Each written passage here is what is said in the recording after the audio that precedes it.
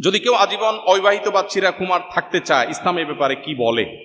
একদিকে বিয়ে করার জন্য তরুণদের আর্তনাদ, আবার অপরদিকে কেউ চিরকুমার থাকতে চায়।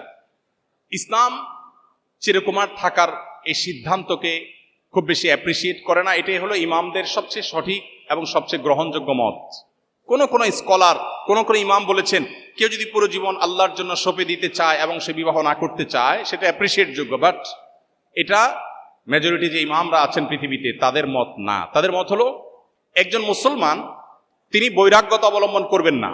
পরিষ্কারভাবে হাদিসে ঘোষণা দেওয়া হয়েছে, লা রুহবানিয়াতা ফিল ইসলাম, ইসলামে কোনো বৈরাগ্যতার অবকাশ নেই। আপনি ছালাত চট পরে থাকবেন, চুল এলোমেলো থাকবে, ময়লা নোংরা থাকবে, আপনি যেন তেন ভাবে চলবেন, সমাজের বোঝা হবেন, ইসলাম সেটা বলেনি। কোরআনে আল্লাহ বলেছেন নামাজ শেষ হয়েছে বের হয়ে যাও, মসজিদে বসে তোমাকে জিকির করে সারাদিন কাটাতে বলা হয়নি। ফাইদা কুদিয়াতিস সালাহ ফান্তাশিরু ফিল আরদ, নামাজ হয়ে গেছে ছড়িয়ে পড়ো, তোমার কাজে তুমি চলে যাও। অতএব একজন মানুষ বৈরাগ্যতা অবলম্বন করবে, চিরকুমার থাকবে, এটা ইসলাম তাকে বলেনি। তবে কেউ যদি চিরকুমার থাকতে চায় এবং থাকতে পারে এবং তার নিজের এই কনফিডেন্ট থাকে যে তিনি চারিত্রিক কোনো ত্রুটিতে জড়াবেন না, তাহলে এটা তার জন্য জায়েজ বাট উত্তম না।